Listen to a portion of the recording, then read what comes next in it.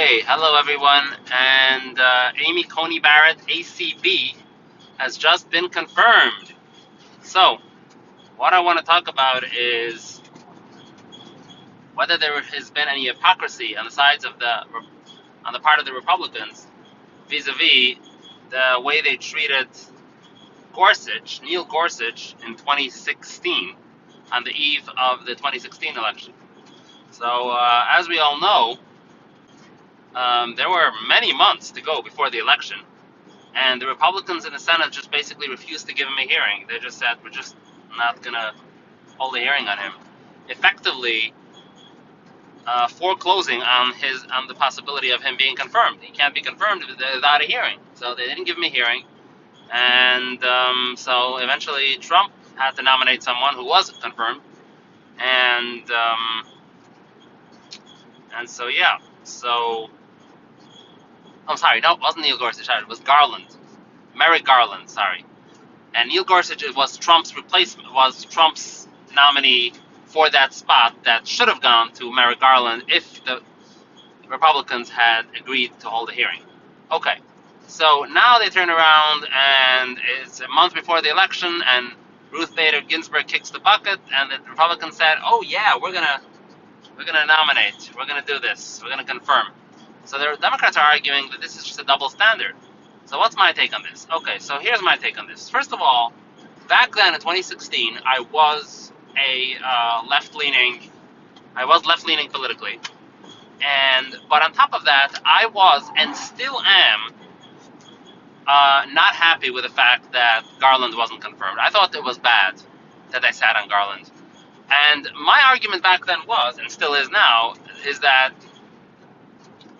the disgraceful thing about the Republicans with respect to how they treated Garland is that they should have given him a hearing. Very simple.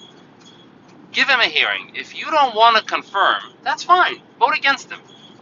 But just have the guts, have the audacity to look him in the eye and say, I don't like you, and so I'm voting against you. Don't just say we're not going to hold a hearing. So that was my argument back then. That he should have at least brought it to the Senate floor. You know? Just let him make his case before the Senate floor. Don't deny him even the chance of being considered. Okay, so your job, what I was basically arguing is that according to the Constitution, it's the president's job to nominate someone, then with the advice and consent of the Senate, he is confirmed. So the president has nominated someone. So, on the normal course of action, you are obligated constitutionally to consider that nominee. So if you want to vote against him, that's fine. That's also perfectly within your constitutional right and duty. But you should at least give him a hearing, because that's what the Constitution required. That was my argument back then. And I'm still very sensitive to this argument. However, I recognize now that politics in Washington is quite complicated, quite convoluted. And a very strong point that Schumer made right before ACB's confirmation is that the reason that Amy Coney Barrett is liked by the Republicans and Merrick Garland isn't that Merrick Garland wasn't qualified and Amy Coney Barrett is. It's just ideology. It's pure ideology. They didn't like Garland's ideology, so they didn't give him a hearing. Whereas they like Barrett's ideology, therefore they give her a hearing and they confirm her. So this is 100% true. It's interesting that he points it out as if that's somehow an indictment of Republicans, but it's just as much an indictment of Democrats. Democrats are exact same thing, right? If you like her ideology, his or her ideology, then you're gonna confirm them. If you don't like their ideology, even if their character is completely impeachable, you're still not going to give them a hearing, or you're just going to vote against them. I mean, everyone does that. So I guess the question that we have to ask ourselves right now is that why is it considered improper in the polite society of Washington to vote against someone based on their based on this nominee's ideology? In other words, why can't I say, hey, I don't like you. I don't like the way you think. I don't like your values. Therefore, I'm just going to vote against you. I don't want you to sit on the Supreme Court. And I don't care that the president nominated you. I just don't like you. No. That is perfectly acceptable. I think ideology is perfectly acceptable. So I guess it's a little bit, uh, it's a little bit cowardly. I think it was cowardly on the Republican part for them not to simply acknowledge that hey, we don't like Garland because we don't like his ideology. I see nothing wrong with that. I don't know why they didn't do that. I actually do know why. I mean, the reason I didn't do that is because the way they see it is this whole drama is completely unnecessary. Why should we go down on the record as giving him a hearing? Because remember, the Democrats will try to do anything to try to frame it in a manner that, hey, he's a good guy, why don't you vote for him, right? But we already know that we don't like his ideology. We already know that we're not going to vote for him. So what's the point of even giving him a hearing? I mean, that's what the Republicans are basically saying. It's all a political circus, and so there's no point. That's what I recognize now. That's the reason. Nevertheless, like I said, I'm still very sensitive to my objection and my indignation, even that the Republicans did not give Garland a hearing back then. Okay, so having said that, the Republicans made a mistake. I think that, like I said, let me reiterate for the umpteenth time, this is not a good excuse. Okay, the president nominates someone. Constitution said advice and consent. That's what you do. You advise, and if you like what you see, then you consent. If you don't like, you object. That's fine. But at a very minimum, you have to give the president a chance to make his case. That's the proper way of doing it.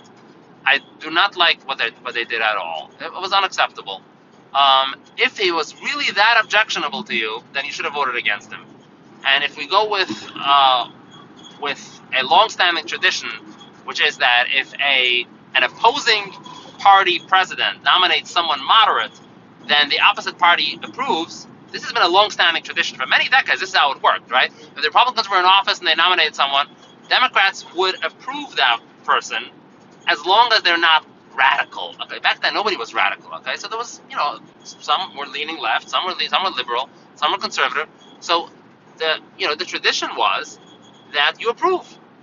You hold a hearing, okay, whatever, blah blah blah, and at the end of the day, you vote for them anyway. Because why? Because what are you going to do? You're going to vote against?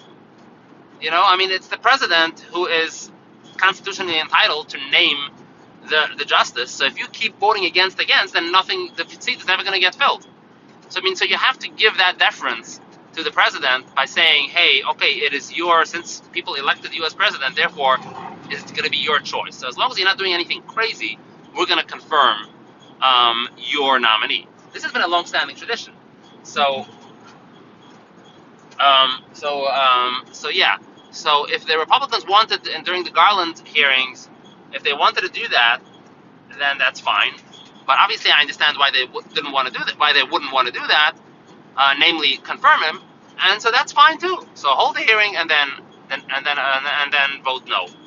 So like I said, the Garland thing was bad, but going back to the current situation that we're having on our hands, I think it's perfectly fine what the Senate Republicans did. I don't see anything objectionable here. And the Democrats, of course, would have done the exact same thing if the shoe was were on the other foot. I mean, they did absolutely nothing against the Constitution. There's nothing morally objectionable here. There's nothing wrong at all. I mean, it's the Democrats' bad luck that Ginsburg died, a month before the election. If she had died afterwards, she would have had at least they would have had about a 50% chance of the replacement being a liberal. I say 50% because we don't know who's going to win the election. So it's still very possible that Trump is going to win a re-election. But I say Biden has a 50% chance of winning. So yeah, so they got unlucky that she died during the Trump administration. But again, Trump has the right to nominate someone. Not only the right, he has the duty to do so. And again, the Senate has the duty of advice and consent. So they're doing their job. If you as a Democratic senator, you don't like what's on the plate, that's fine. You say no.